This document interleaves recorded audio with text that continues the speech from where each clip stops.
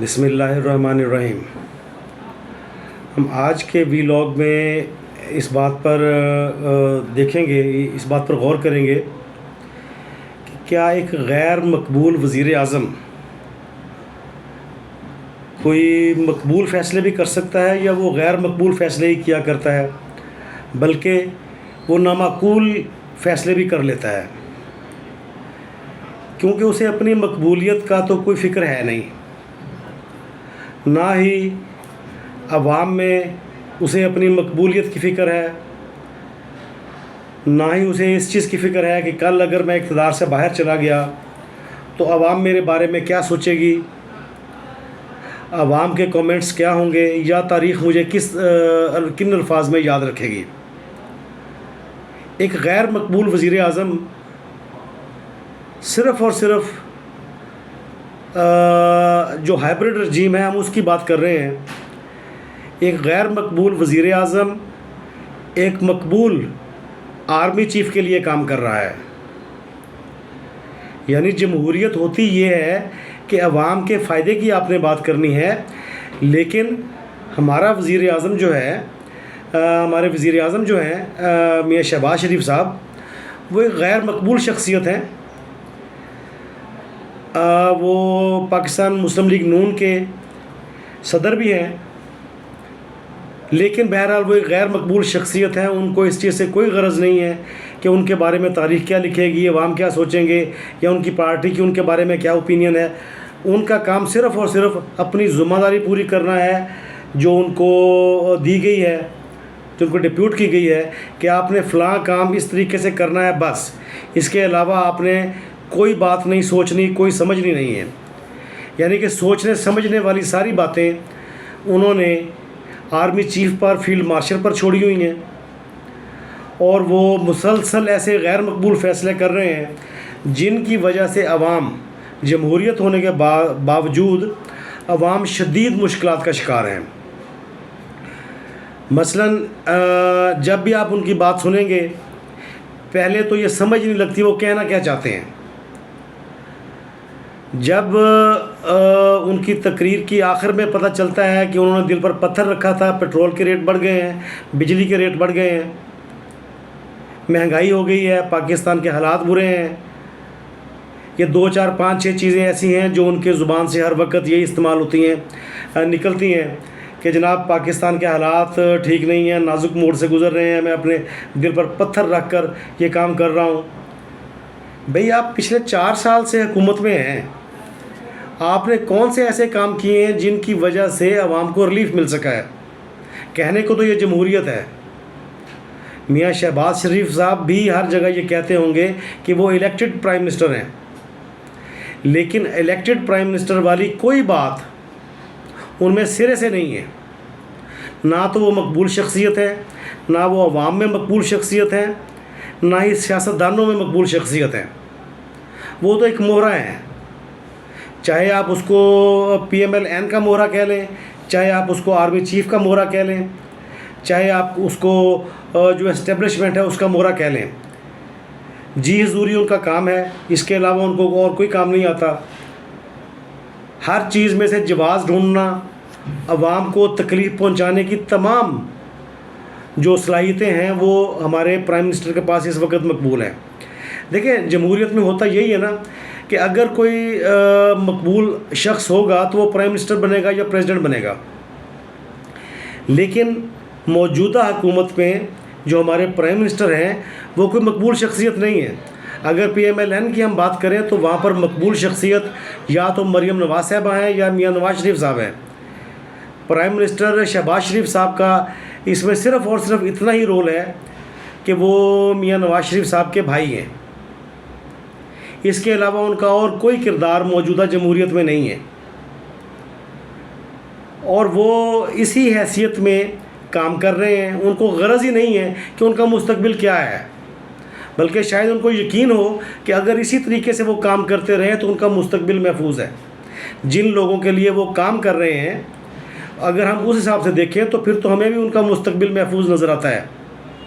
ہمیں وہ وزارت عظمیٰ سے جاتے ہوئے نظر نہیں آتے کیونکہ وہ غیر مقبول شخصیت ہیں، غیر مقبول فیصلے کر رہے ہیں، بلکہ نامعقول فیصلے کر رہے ہیں، عوام کو تکلیف پہنچا رہے ہیں۔ عوام کے لیے انہوں نے ابھی تک کیا کیا ہے؟ عوام کے لیے انہوں نے ابھی تک کیا کیا ہے؟ جو سمجھتے ہیں کہ میاں شہباز شریف صاحب ایک تجربہ کار سیاستدان ہیں، ان کی تجربہ کاری پاکستان میں عوام کے کس کام آئی ہے؟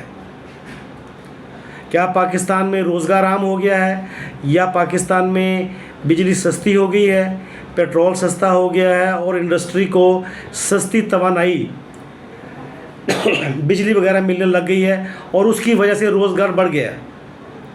اگر روزگار بڑھ گیا ہے تو وہ بھی کہیں نظر نہیں آتا۔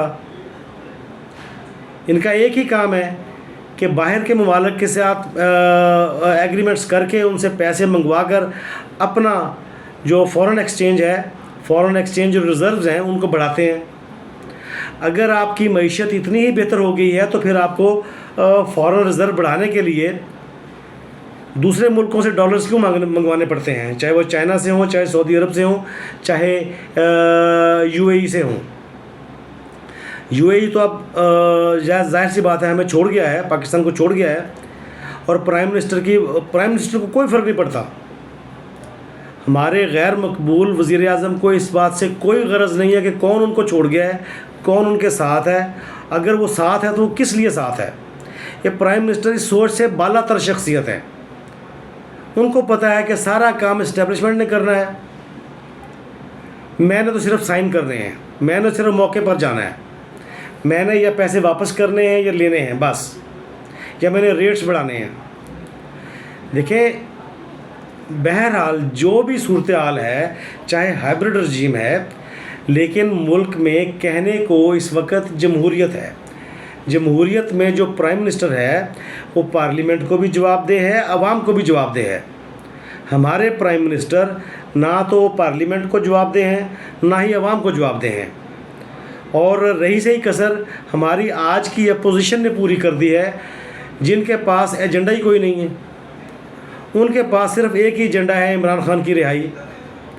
انہوں نے کبھی سوچا ہی نہیں ہے کہ عوام کس کرب میں، کس مشکل میں زندگی گزار رہے ہیں، اور اس کے لیے انہوں نے کس طریقے سے اپنا رول پلے کرنا ہے۔ ہماری اپوزیشن جو بیرسٹر گوہر صاحب ہیں یا محمود خان اچکزئی صاحب ہیں، ان کو فکر ہی نہیں ہے کہ عوام کی اکثریت کس تکلیف میں مبتلا ہے۔ ہم صرف اور صرف اپنے آپ کو روزگار اور معیشت کی حد تک اپنے آپ کو محدود رکھیں گے۔ اس ویلاگ میں اگر آپ نوٹ کریں گے تو اگر آپ روٹین میں دیکھیں تو ہماری معیشت کی کیا صورتحال ہے، کیا موجودہ جو ریٹس ہیں ہمارے ہاں پیٹرول اور بجلی کے، یہاں پر مہنگائی، اس کی وجہ سے مہنگائی بڑھے گی یا کم ہوگی؟ کیا ریاست کے پاس اتنا بھی ریزروز نہیں ہے کہ وہ عوام کو سستی بجلی اور سستے یہ چیزیں مہیا کر سکے، پیٹرول مہیا کر سکے، تاکہ روزگار جو زندگی کا ہے، روزمرہ زندگی جو ہے وہ چلتی رہے؟ ہماری ریاست کو، ہمارے غیر مقبول وزیر اعظم کو اس چیز سے کوئی غرض نہیں ہے۔ جو ان کا کام ہے کہ انہوں نے ٹی سی کرنی ہے، یا انہوں نے تابع داری کرنی ہے، یا انہوں نے فرما برداری کرنی ہے، اس کام میں وہ ماہر ہیں۔ وہ فرما برداری اور تابع داری میں ماہر ہیں اور وہی کام کر رہے ہیں۔ اب پرائم منسٹر کے فیصلے جو ہیں وہ ریاست پر اثر انداز ہوتے ہیں، ریاست کے عوام پر اثر انداز ہوتے ہیں، لیکن اثر انداز تو ہو رہے ہیں پرائم منسٹر کے تمام فیصلے، کیونکہ نامعقول فیصلے ہیں، غیر مقبول فیصلے ہیں، لیکن ان سے عوام کو کوئی فائدہ نہیں ہو رہا۔ عوام کی زندگی مزید تلخی کا شکار ہوتی جا رہی ہے۔ دیکھیں کون سا شخص ہے جو ڈیلی کی بنیاد پر 400 روپے لیٹر، 1 لیٹر ہم پیٹرول کی بات کرتے ہیں اور موٹر سائیکل سوار کی بات کرتے ہیں، کہ وہ موٹر سائیکل سوار 400 روپیہ ڈیلی کا صرف پیٹرول پر لگا دے گا، یا 450 روپیہ؟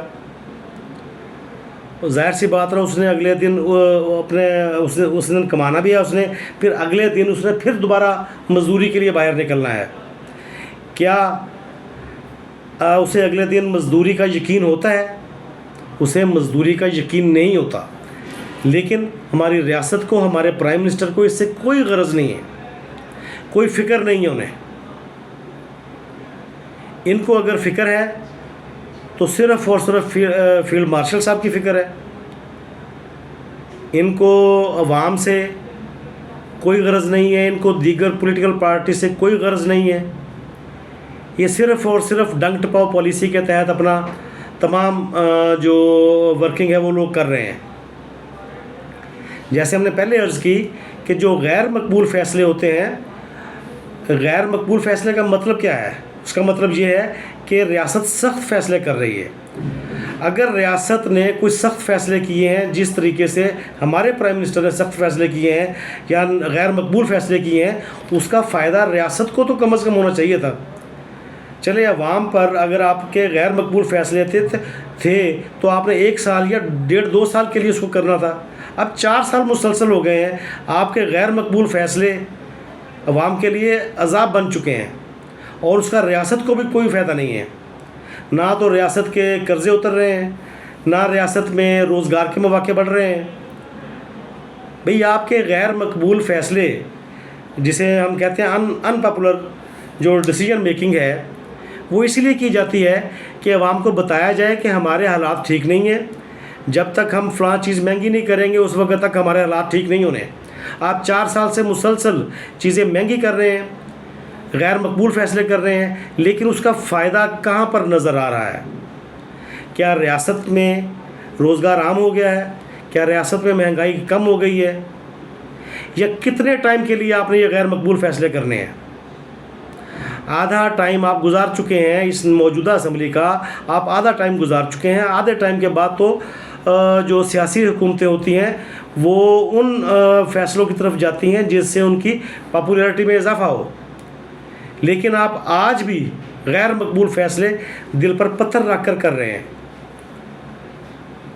کیا آپ کا خیال ہے کہ ریاست عوام کے بغیر کامیاب ہے؟ اگر ریاست کو ڈیفالٹ ہونے سے بچایا ہے تو وہ کس نے بچایا ہے؟ عوام نے بچایا ہے. آپ نے فورن ریزروز ادھار مانگ کر اپنے پورے کیے ہیں. آپ نے قرضے لے کر عوام کو نہیں دیے، وہ آپ نے قرضے اتارے ہیں، وہ آپ نے قرضوں کی ترتیب سیٹ کی ہے. آپ نے عوام کے لیے کیا کیا ہے؟